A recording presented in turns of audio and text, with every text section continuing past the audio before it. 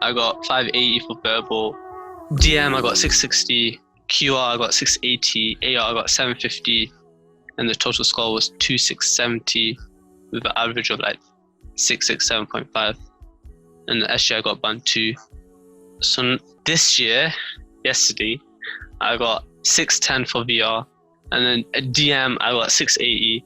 QR, I got 700. AR, I got 820. Altogether, that's 2810, average of 701.5. And SG, I got band 1. So everything's improved. Oh, yeah, one important thing, and this is one thing that I have heard no one talk about, is if you have a gaming mouse, let's say you have a few buttons on the side, you know what you could do? On the keys, I downloaded, you'll see on my screen, I downloaded the software for the mouse so I can like customize the keys. And on the side, I customize it to a P. So normally you stretch your hand. If you have a small hand like me, you need to stretch your pinky to your thumb all the way from Alt to P. And you can do that with other keys. Like you can like test that out. And you probably haven't heard of anyone's talking about. You might have thought of it yourself. Well done. But yeah, I got a few tips. And what's different from this video and all the other basic YouTubers doing on basic things that they tell you, like, oh, I got tips for you. They say the things that is already mentioned, the rules, like, oh, they take so long, you're supposed to do this and that, even though it's in the rules, and like you're not supposed to cover your mouth. You could just read all that in the rules. I'll put like a link to that in the description. The things that I want to mention is things that people don't talk about, some things that can help. So there's some things that the rules tell you which is false. So I read on the general website, I'll show a quick screenshot link, blah, blah, blah, that you're not allowed a whiteboard or scrap paper. And in the actual exam, when I started it, they said, the first guy that just came up said, I think his name was like John, it's like, can I see a whiteboard? I was like, what? You're supposed to use a whiteboard. And basically you're allowed a whiteboard. And I showed them the rules where it says you can't, but you're allowed a whiteboard, and you just have to show them that it's clear and everything, nothing dodgy. So that like basically affected my DM, you know, like with the Venn diagram questions and everything like that. Number 2 is the calculator. So this could be only me, but it might be for other people, and don't get confused on the actual day, because I'm going to tell you this right now. In the calculator, when you do the official practice papers, whenever you use it, it resets and everything, and so that's all right. And you're allowed to use the keypad on the right. Is an image of a keypad. You know, the numbers on the right. You know how you can use the asterisk and do really quick, like an accountant. So that asterisk for multiply, it doesn't work on the actual thing. So I was thinking, okay, I'll just use the numbers, like the keypad on the numbers, like typing the numbers really quick. For example, like this on the screen, and I'll use a mouse for like pressing the multiply, addition, all that. So that didn't work out. You just use the mouse instead, it's faster. One funny thing is, and you know, like when I was doing the exam, which is called the UCAT, literally I was only preparing 2 hours before, and I was like, okay, sometimes on AR I do normally I do really good, but sometimes sometimes I miss obvious things, and I was like, okay, I'll see if I'm on it on AR. So while I was doing it, I was like, realizing, like, why am I so slow? Like, I'm moving like a slow, slow, what? Turtle, yeah, turtle. Yeah. So yeah, I was moving so slow, so I was like, you know what? My brother recommended me to get any drink. So I'm not lying, I ran to the local corner shop. So I'll tell you how to prepare for the exam. Actually, no, what am I saying? I'll tell you how to prepare for the UCAT, what to do on the day, what to do the day before, all that, like 7 days before. And also, one thing that a lot of people ask about and compare and everything is Medify versus the official marks versus the actual test. Because I've done it twice now. I've got that experience with me. I'm not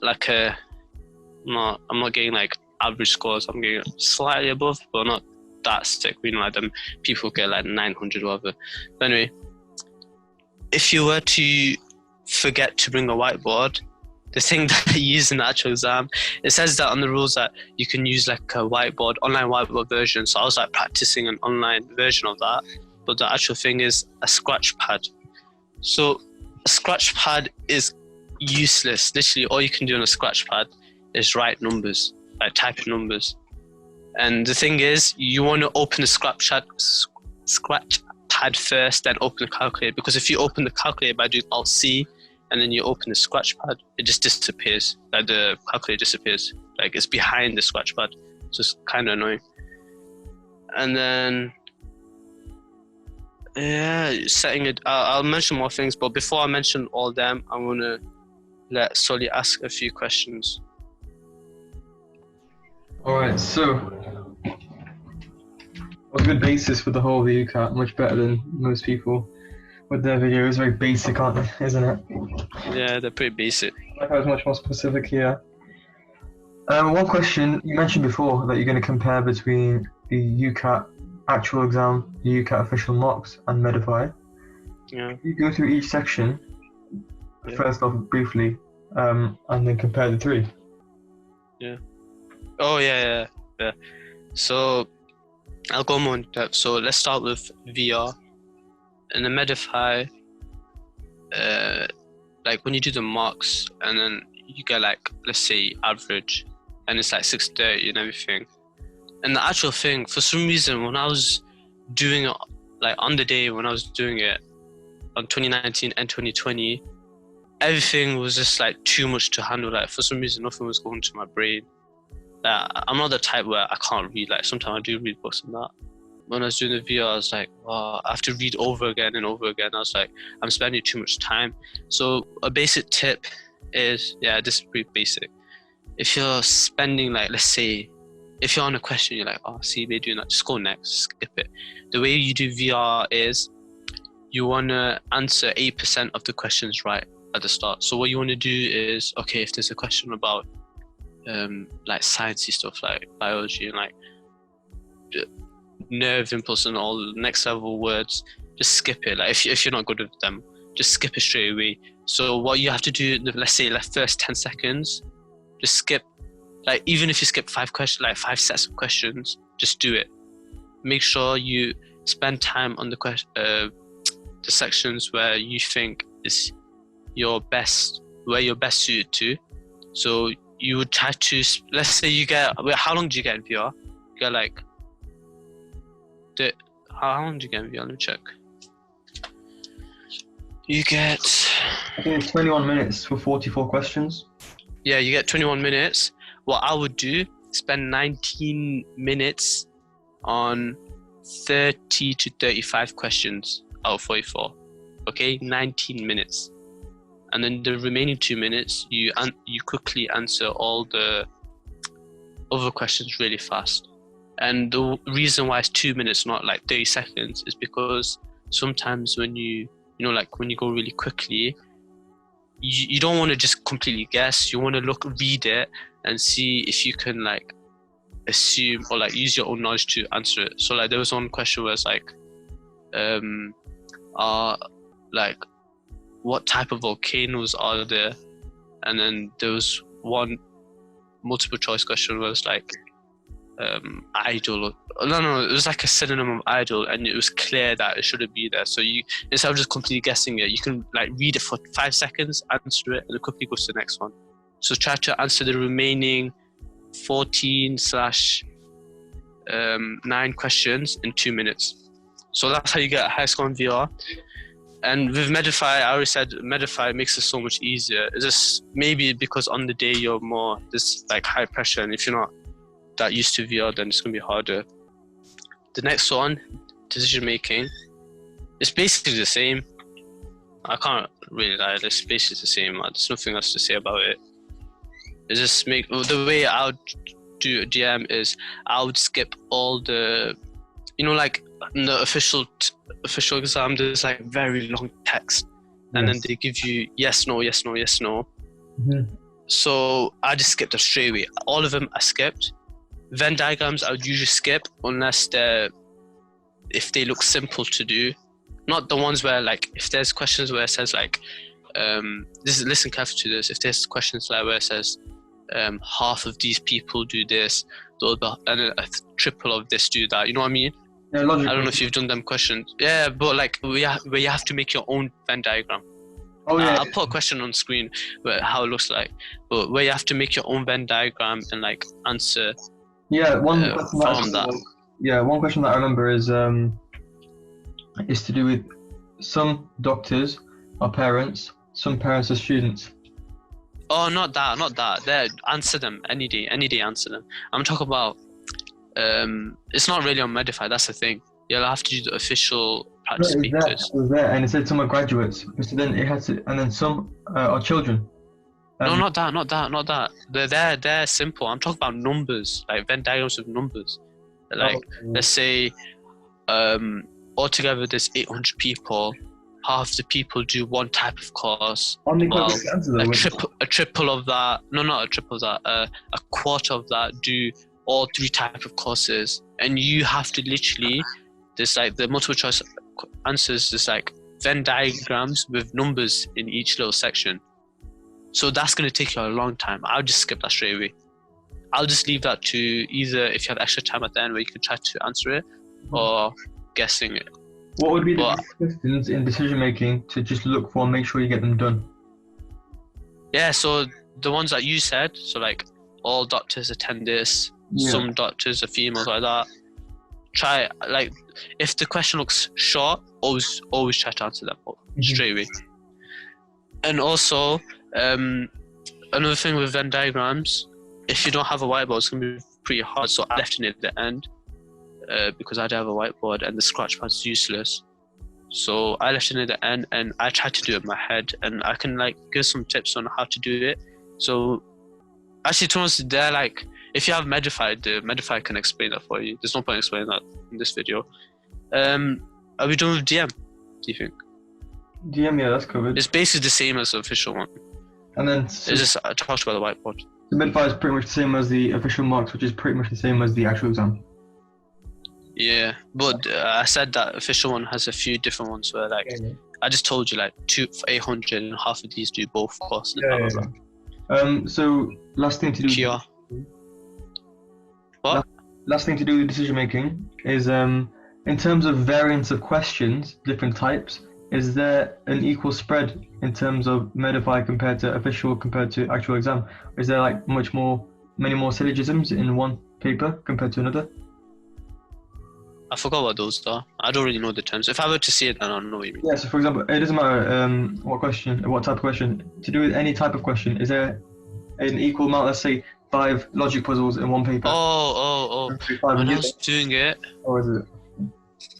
I wasn't really observing that thing. Fair enough. But anyway, Kia is so much easier than the actual thing. Then both the official and the Modify. So it's just so simple. I swear, I don't know. It's so easy, so simple. Like the questions, majority of the questions were two-step calculations. Like for example. In QR, what were the main ones? Were they percentage changes, calculating means? Yeah, I'm telling you right now. So most of them, when I was doing it, it was. Wait, let me try to remember. So like, there's like a table, and percentage change. A lot of them were percentage change. Wait, I just need to do something. Yeah. I'm back. Okay. What was I talking about? You're talking about QR being much easier, and then you were talking about specific question types that were quite common in the actual exam. Oh yeah, so percentage change. A lot of that came up. You know where it's just like, you find the difference, and then you divide that over the original. Like simple things like that. It was just 2 steps. It's so easy. Don't worry. Like if you're like, you know what I was getting in Medify. I was getting like 15% below average. I was always getting like 580, 610, maximum like 630. I was like, yo, I'm getting QR. Even though I'm like decent at maths in general, from the UCAT, I was like, yo, what's this? And then when I did the actual exam, like last year when I did it, I was like, yo, I didn't do that good, but then I got a decent score, and now I did it and I got 700. So I was like, if you're worrying about QR, you shouldn't. The main thing is make sure you're quick. That's it. It'll be proper simple, so just be quick. One last. Oh yeah, and also if there's like a massive mean question, just skip it. You have to think about how much time you're spending on one question, and they're all worth 1 mark. Remember that. So if you're spending like 120 seconds on one question just to get 1 mark, whereas you can spend 20 seconds on like 6 questions. That's better than just spending 120 seconds on one question, if you know what I mean. So you can get 6 marks, whereas there's time spent on for one big question. Like there's no point. Like if there's like a mean where you have to find out, you know, like a table and there's 2 columns, and it says you have to work out the mean of all of it. Just skip it straight away. As soon as you read it, just skip it straight away. Another thing, actually that's QR done actually. Go on AR. AR. If you, I have like a little, for AR and SJ, I have a method of like actually practicing properly. Is whenever you get a question wrong in AR, no matter what it is, if the pattern is something that it's like, yo, that's like something new, or you keep on getting wrong, write it on a piece of paper. So I have like 2 pages. It could be 3 pages because I put like a lot of, like it's this messy. I'll show a picture of it on the actual video. So I have like 2 pages of just patterns, and I highlighted the ones that I keep on getting wrong, or the ones that are sneaky. Especially, I'll read a few ones that I found properly, like I just highlighted and I was like, yo, I have to watch out for this. So prime numbers and square numbers, like they always get me wrong, always. And then there's some like position links, odd, even, basic. And then there's like ones where it's not number of lines, the number of vertices. I highlighted that. And parallel, perpendicular angles. In terms of what? Like prime numbers and stuff like that. Did you get any of those in your exam? Did you notice? No, I didn't. Was it much more basic than that? There's much more common ones. Mm-hmm. Yeah. And one thing about clerks, I can just give a few. I could give like a few basic tips on this. On clerks, the only things you have to look out for is, I wrote this down in it and I highlighted it. Angles, equations, and even odd. I'll explain that. Angles is obviously like obtuse, or what's it called? What's the one called? Acute. Equations is like if the minute's hand point to a 12 and the hour hand is pointing to a 3, and it's always like multiplication of 3, so like 12 times 3 or 8 times 3, something like that. Like equations, there's something to do with equations, like the link between the numbers that they point to. And the only other possible thing that I could do is minutes always point to even number, hour hands always point to odd number, stuff like that, vice versa for set B. But that for AR, I can just show a picture of that and like make sure every time you get it wrong, you look at the feedback and you write it down. So you have like pages and pages, highlight the ones you always get wrong or like sneaky ones. Near the end, I made like, on AR, I made 2 different lists. So I made patterns from Medify and a pattern from Official. And I found that Official, they have more unique ones. But on the actual test, if you're doing what I'm doing, you should be fine. You should get like 700 minimum. I got 820, which was pretty sick. I was like, when I was doing the actual test, I was like, I had enough time. Like I had like 2 minutes to spare. And I knew that I had like 2 questions wrong, but apart from that, I got like 98% correct. But I don't know if that's the actual thing, because I got 820, so I don't think that's correct. That's AR. SJ, same thing. If you're getting it wrong or like very far off, so like if you do non-important at all and you get it's actually very important, then make sure you write that down, saying that it should be very important. Like for example, one thing is like cost. Like whenever there's like a doctor and they're thinking about a cost of the medicine, it's usually minor importance. There's always minor importance. So I found that out on Medify and I wrote that down. And sometimes on Medify they have like videos explaining it, but to be honest, they're just common sense. It's just when actually doing it, you'll always find some things that are always like, let's say minor importance, stuff like that. So make sure you make a list, just like AR.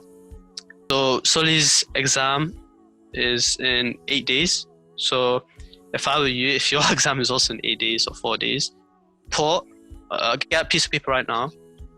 Go put 1 to 4 or 1 to 8 on the side of the piece of paper, and Sully's going to do this right now, and I'm going to tell him what to do on the day before. And remember, this video is for people who find the UCAT already, like, they're already confident with it, or overall they're all right with it. Sully said that he's not that confident because sometimes he gets, what do you say, 680 to what? I get about 750 down to 630. Yeah, so 630 is average. If you get anything above 650 to 700, that's like decent. Like, that's enough, innit? If you get above 700, I just got 700, so it's alright. But if you like decent, if you get above 700, you're like, yeah, that's so sick. That's actually pretty sick. And if you get above anything to 800, you're just crazy, crazy. Or you're just crazy good. Or you spend a lot of time on it. Oh yeah, a few things I'll just throw in there. Preparation should only be like 46 weeks. It's found also in the UCAT official prep book. 46 weeks is the best. For me, first time when I was doing it, I was like, okay, I'm gonna do this 4 weeks. I was procrastinating, so I had to postpone it. So altogether, I had 4 weeks revision then. Now I only had like, let me quickly check. I'll show you a few screenshots of my Medify performance history, all that, you'll see it. Now I started properly on the 17th of August. And my test date was 4th of September. So you can probably do the math. So I'll just put on the screen how many weeks that is. And usually at the start, I would make sure I was confident on all sections. So I would always I would start with revising AR first. Because usually at the start AR is the hardest, but when you do the test it should be the easiest, where you get the most marks. That's like the section where you should bring your average really high. That's the main thing. So I was like doing AR, VR all the time, because I know VR is the weakest for everyone usually. And then DM, for some reason I was getting low, so I was like, okay, I'll do that better. QR, I was always slacking on Medify, but the actual thing was actually good. Even the day before I was like, QR was terrible, but on the day was really good. Actually I was like confident, I was like, that's easy. Yeah, but for some reason, QR, yeah, that you just mentioned, I forgot to ask before, were there many equation questions in terms of mass density or distance, speed, time? Not density, but for speed there was one, but they were very easy ones. They weren't really hard ones. Okay. And remember that these are all different to everyone, but the difficulty they do the same for everyone. Yeah. So last thing as well for QR is that you mentioned that you were struggling with QR even until the day before your exam. Were you struggling more with the actual timing, or was it to do with understanding the question? Both. I think when I was doing Medify, they just give hard questions. So like, it's not hard. I mean like long ones. Like they'd give you a massive data range, and like they say, oh, brackets don't count. I don't know if you've done this question before. Like you have to look at, you have to do lots of steps, but in the actual thing, it's only like 2 steps. But in the marks for Medify, you have to do like 6 steps to answer the question. And for me, it was like timing. Try to answer enough questions right within the how many minutes to give you, if you know what I mean. Mm-hmm. But anyway, I was saying, oh yeah, so what to do 7 days before, and with this I'll finish it off in it. So did you put 1 to 8 on your piece of paper? Yep. All right. So on the day, actually no, we'll do the day before. So 7 on 7. So for you lot, if you're doing on the 4th day, on the 3rd, put down. This is like this is the minimum you have to do. And I wouldn't, literally the day before, I would make sure I was chill, because I was doing other work too. Because I had to I'm going to do reset for October. So I was doing maths and chemistry. My brain was like, what did you call it? Like, it was burnt out basically. So I was like, okay, on the day I don't want to be burnt out. So the day before, just chill, do whatever you want. Like no work at all. You don't have to do any work. Make sure you're chill. Your brain doesn't hurt, anything like that. And if you want, I'd even do it, but if you want, look at all the patterns you made on AR and SJ and everything like that. Just like look at notes. It'll only take you like 5 minutes, 10 minutes. Yep. But yeah, the day before, you don't need to do anything. On the day, I already mentioned, if you're feeling tired, like literally before when you're doing AR, just to make sure you're on it. And like on Medify, I just went on like time practice or like a mini mock on just AR. I was like, yo, I'm so slow. Drink an energy drink. And on the day, don't spend maximum 2 hours preparing for it, or like 1 hour, 30 minutes. You don't want to do a mock just before the actual test, because that'll be dumb. Make sure you're like energetic, you know, you're confident, you're not too nervous, you know what's happening, read the rules before doing it at home. So that's it on the day, that's the day before. And we'll go to number 1. So day 1, what I would do is every other day I would do a mock, and then the day in between I would just look at the mock feedback and write down AR stuff, SJ stuff, and things that I would always get wrong, I would write it down.